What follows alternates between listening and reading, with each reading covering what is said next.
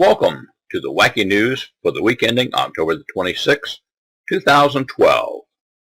A woman in Tampa, Florida, heard a crying noise coming from the engine of her car, so she called the Humane Society to come and investigate. They found a kitten was wedged into the engine, but while they were removing the kitten, they discovered another one that had an injured foot. The kittens will be placed in a foster home until they recover and are able to be adopted. As for their mother, she was there at the time of the rescue, and after the feral cat is spayed and neutered, she will be cared for by the car's owner. A couple of weeks ago, we reported about raw chicken parts falling from the sky. Well, this week in San Juan Capistrano, California, a leopard shark dropped out of the sky onto the 12th tee of the San Juan Hills Golf Club. Employees of the club took it to the clubhouse where they saw puncture wounds on its body. They believe a bird caught it in the Pacific Ocean 5 miles away. The employees put the 2-pound shark in a container of fresh water, then someone remembered that they live in salt water. So they got some sea salt from the kitchen and added it to the water. One employee took the shark back to the ocean and set it free. It lay very still for a few seconds and then began twisting and turning and swam away.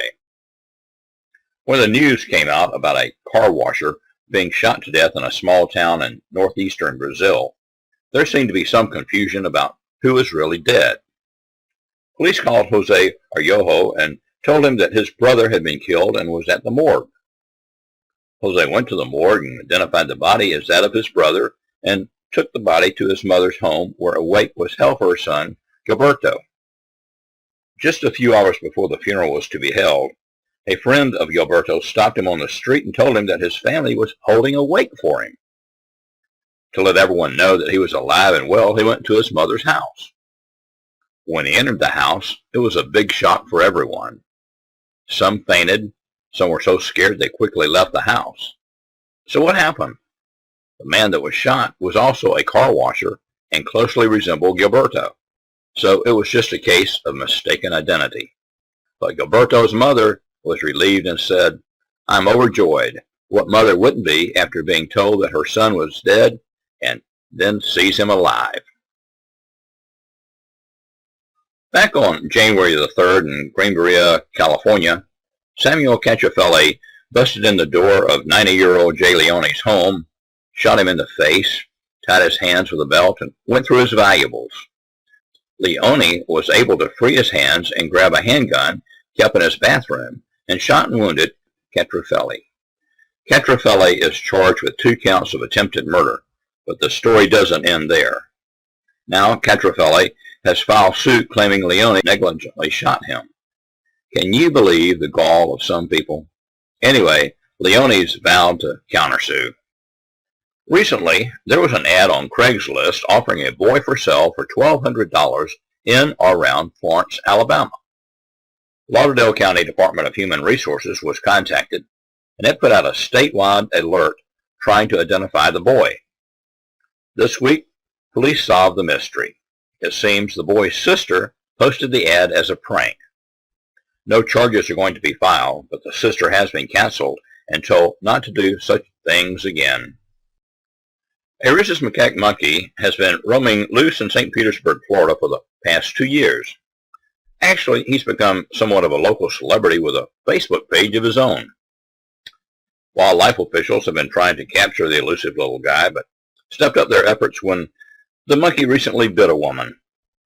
This week, they were able to shoot the monkey with a tranquilizer dart. He went into the woods, and trappers were able to grab him by his hand. He was taken to an animal hospital for checkup, but authorities have yet to disclose what they're going to do with the little fella.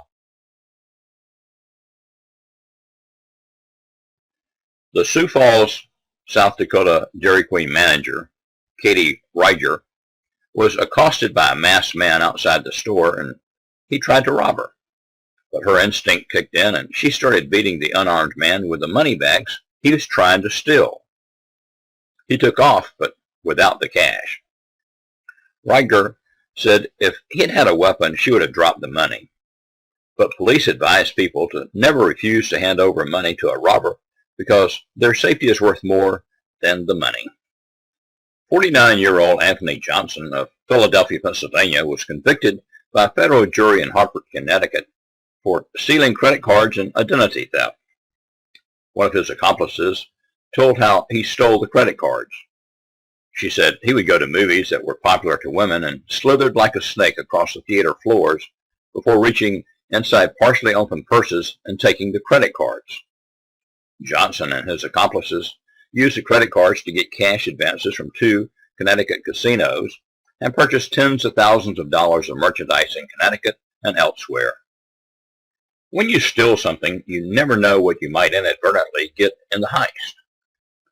Of the 3 vans that were stolen in Germany by a group of Polish thieves, one, unknown to them, was loaded with 12 sealed coffins that were on their way to a crematorium. The thieves dumped the coffins in the woods near the western Polish city of Konin. Polish police detained 3 Poles, and 2 others are being sought on suspicion of stealing the vehicles.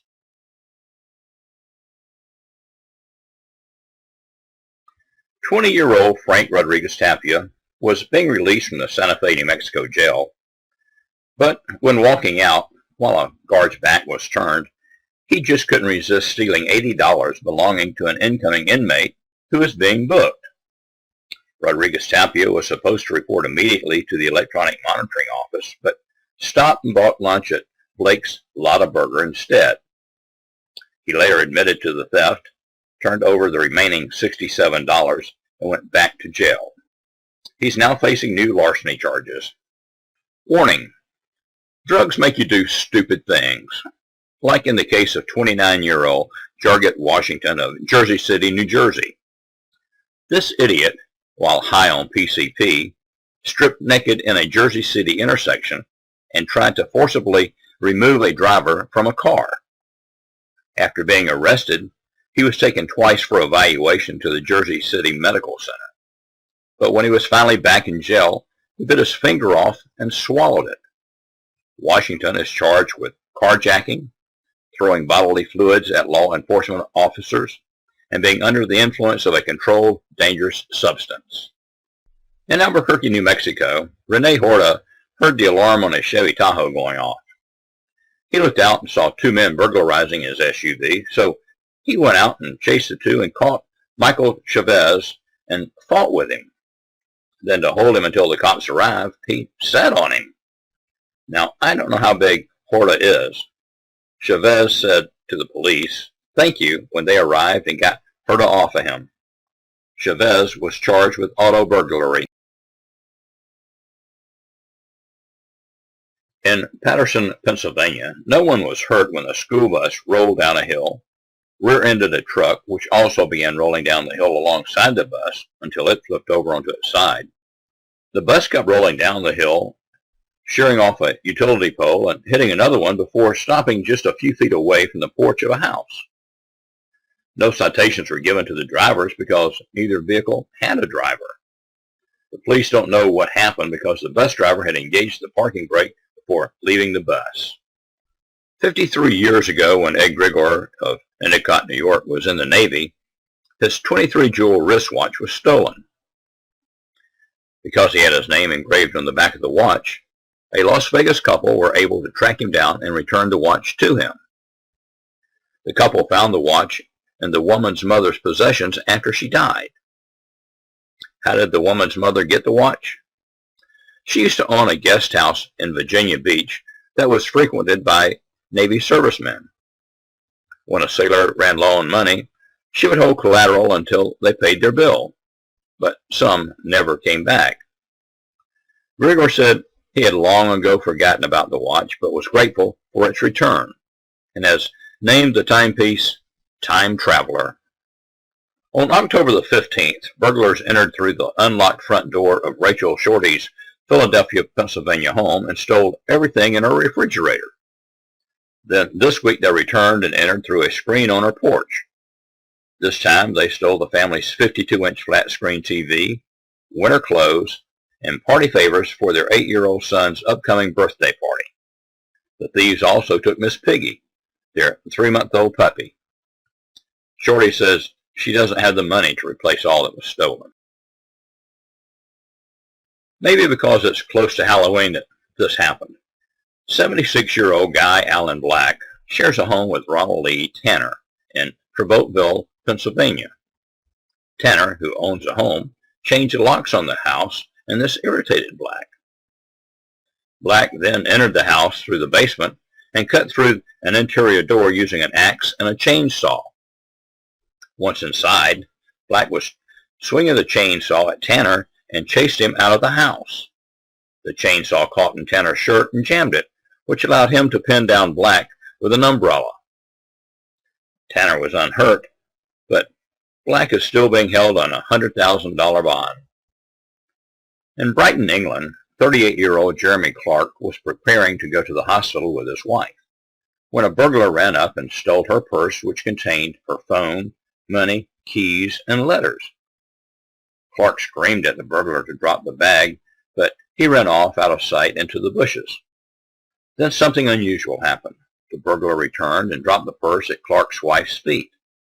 He had a guilty look on his face and his tail tucked between his legs. What was this burglar? He was described as being 1¼ feet high, with pointed ears, hairy, and red. It was a fox. Clark has no idea why the fox took the purse or why he returned it. He said, "We couldn't believe it. We see the fox around quite a bit. I think people feed it." In Manatee, Florida, a neighbor saw two 19-year-olds, Darren Caruso and James Hardy, carrying items from a house and called 911. While deputies were there investigating, the two men drove past the crime scene. Deputies stopped them and found items belonging to the victims in the car in plain view. The deputies' report says they were lost in the neighborhood and trying to find their way out. Caruso and Hardy were arrested and charged with armed burglary. Police say 41-year-old Christina Kocher was unhappy with the service at the New Cumberland, Pennsylvania McDonald's drive-thru.